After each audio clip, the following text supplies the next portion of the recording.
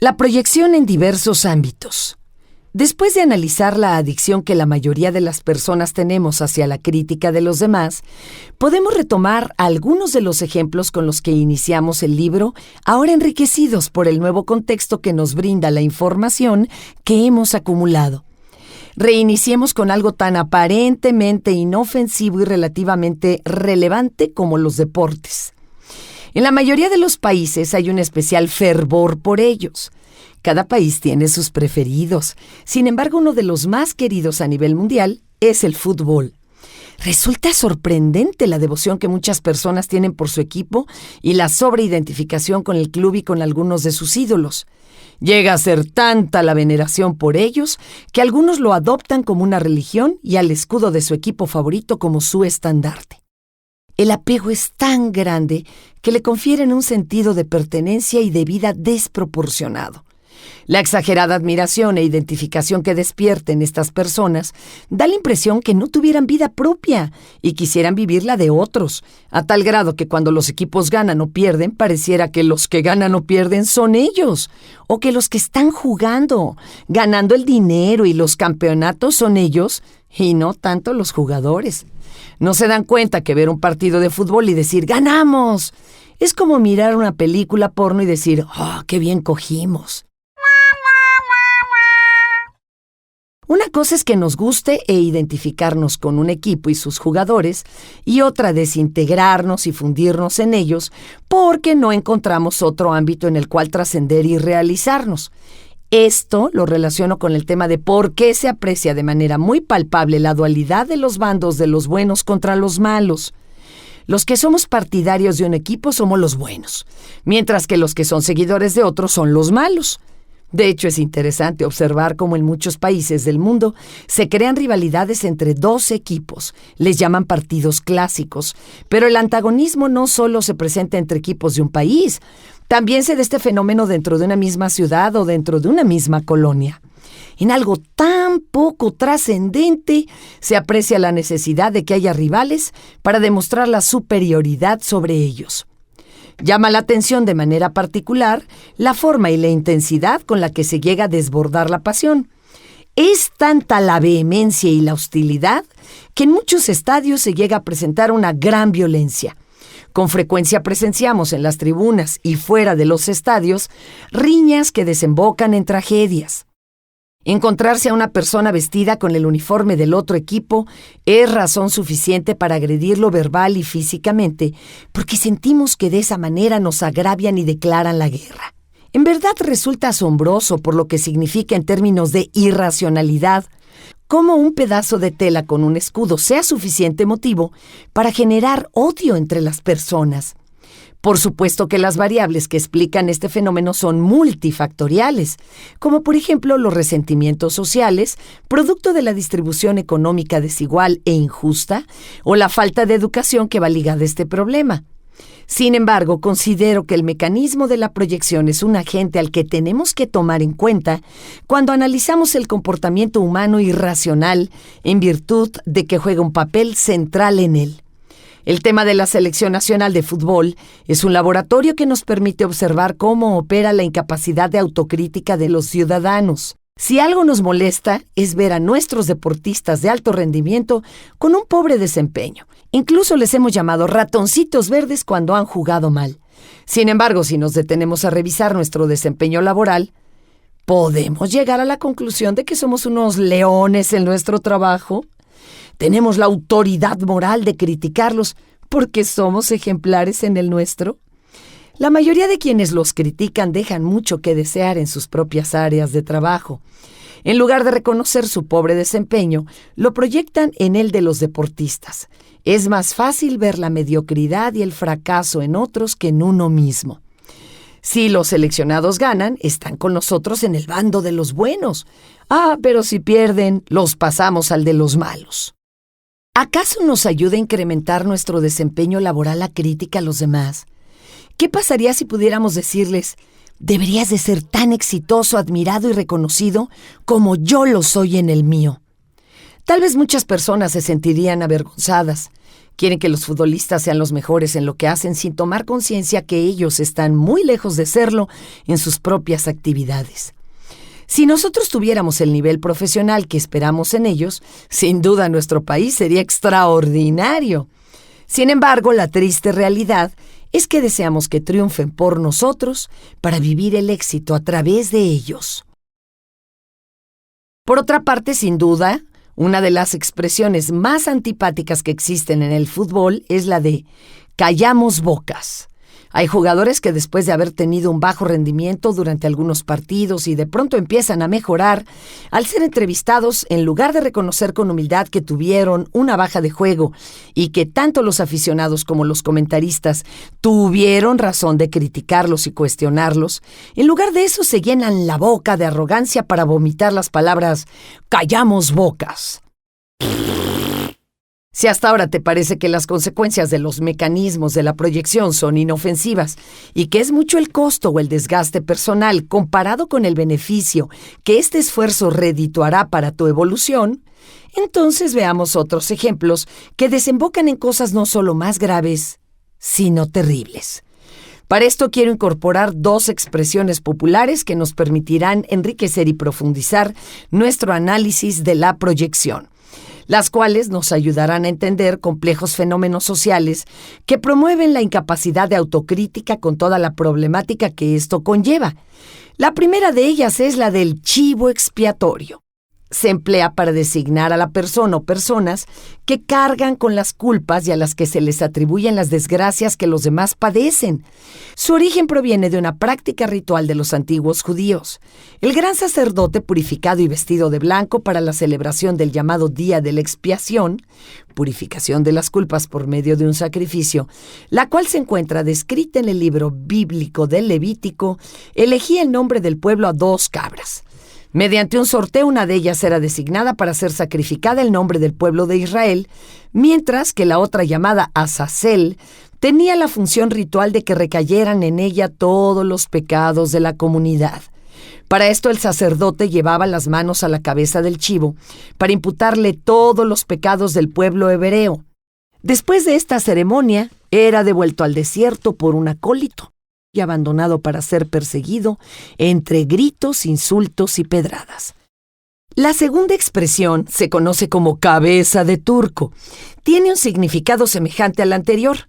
Se considera que alguien es una cabeza de turco cuando se le hace responsable de alguna falta que no cometió, mientras que los verdaderos culpables quedan impunes.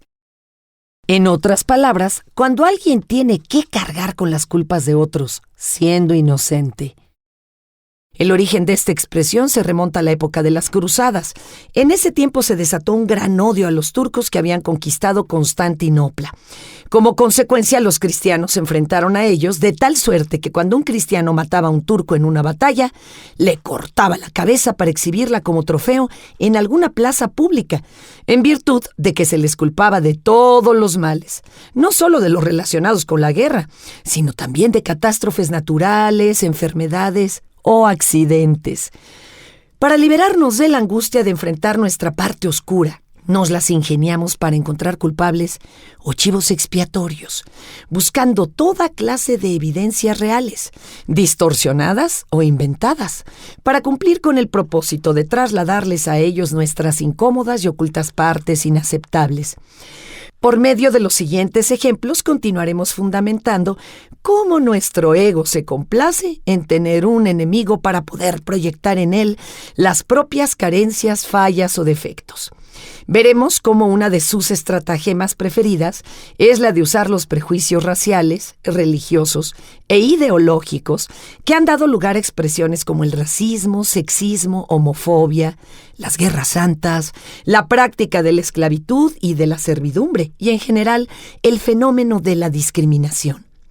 El racismo es la concepción de que algunos grupos étnicos son superiores a otros, con lo cual tratan de justificar la persecución y el exterminio de los primeros sobre los segundos, como han sido los casos del Ku Klux Klan en los Estados Unidos, o del nazismo en Alemania, o el apartheid en Sudáfrica. En el caso del Ku Klux Klan, sus integrantes eran agrupaciones de extrema derecha que apoyaban todas las formas existentes de racismo, pero que enfocaban de manera particular su odio hacia la raza negra, contra la cual cometieron una gran cantidad de atrocidades.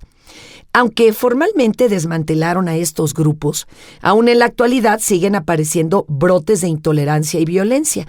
Tal es el caso de la reciente detención de una banda organizada que planeaba asesinar al presidente Obama tan solo por su condición de afroamericano.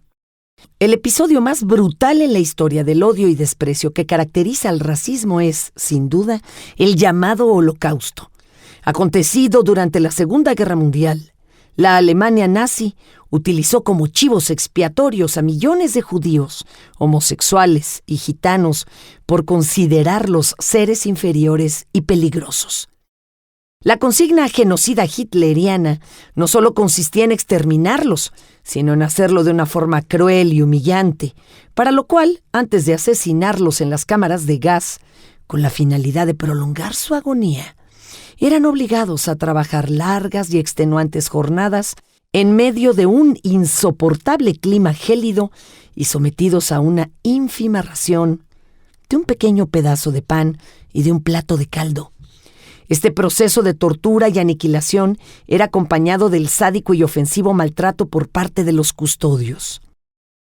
Un ejemplo muy interesante del racismo y de los prejuicios aconteció en el año 1938, cuando se enfrentaron en una pelea de box el norteamericano de raza negra Joe Louis contra el alemán Max Schmeling. En esa época, en los Estados Unidos, todavía prevalecía legalmente la discriminación racial, ya que no fue sino hasta el 13 de noviembre de 1956, cuando a partir del movimiento libertario liderado por Martin Luther King, que la Suprema Corte declaró ilegal la segregación o separación racista. En este contexto segregacionista se dio el fenómeno de que los norteamericanos, tanto blancos como negros, apoyaron al boxeador negro Joe Louis en contra de Schmeling, al que asociaban con Hitler por su nacionalidad alemana. En esos momentos en el que el racismo hacía que los blancos fueran los buenos y los negros los malos, temporalmente los norteamericanos blancos y negros eran los buenos y los alemanes los malos. Los norteamericanos blancos apoyaron a su compatriota negro en contra de otro blanco. En este episodio histórico prevalecieron los prejuicios políticos sobre los raciales. Un dato curioso es que para los alemanes la raza negra también era inferior. Asimismo, durante la Segunda Guerra Mundial se presentó el fenómeno en el que los Estados Unidos y la Unión Soviética estaban aliados contra Alemania, a los que consideraban los chicos malos. Una vez terminada la conflagración, dichos aliados establecieron una ruptura, porque ahora mutuamente se acusaban de pertenecer al bando de los malos, de tal suerte que se convirtieron en dos potencias antagónicas que protagonizaron la Guerra Fría hasta el año 1990, cuando la Unión Soviética dejó de existir. Otro ejemplo muy ilustrativo es el de la independencia de la India, que puedes presenciar en la espléndida película Gandhi del director británico Richard Attenborough, la cual ganó 8 Óscares. Esta cinta narra cómo el Imperio Británico gobernó el subcontinente indio durante casi 2 siglos, de 1756 a 1947, en el cual habitaban hindúes y musulmanes, quienes lucharon juntos durante muchas décadas para alcanzar su independencia. En el año 1947, comandados por el legendario liderazgo de Gandhi, lograron su objetivo de liberarse del poder británico.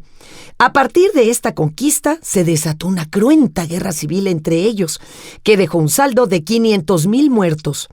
En ese mismo año, la India se vio obligada a dividirse en 2 países por el feroz antagonismo de los hasta entonces aliados, de tal suerte que los musulmanes crearon el estado de Pakistán, mientras que los hindúes se quedaron con la parte hoy conocida propiamente como la India.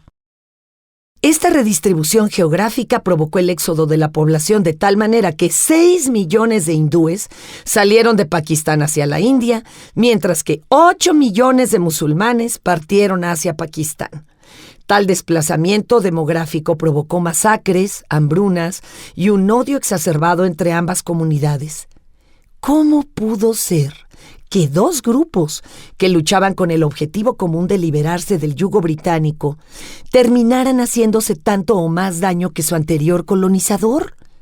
Inicialmente eran los del bando bueno contra los británicos de la pandilla mala.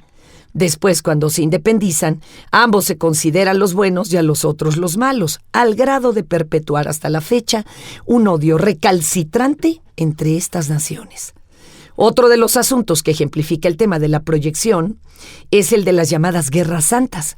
Consisten en aquellos conflictos bélicos que estallan por motivos religiosos, aunque con frecuencia se aprovechan para legitimar intereses económicos y geopolíticos. Esta clase de guerras, que se distinguen por el exacerbado fanatismo, suponen una recompensa espiritual para quienes participan o mueren en ellas, en virtud de que su objetivo es exterminar a los enemigos a quienes consideran aliados de fuerzas oscuras o demoníacas. Un ejemplo de ellas son las cruzadas o guerras católicas que fueron promovidas por los papas de aquella época que, en nombre de Cristo y de Dios, incitaban a sus adeptos a combatir a los herejes o enemigos de la fe. Una de las expresiones del fanatismo, del dogmatismo, es la intolerancia, la cual se traduce en la convicción de que si no profesas mi religión, entonces perteneces al grupo de los malos. Por eso, o te conviertes a mi religión, o te estaré acechando porque eres un peligro para la humanidad.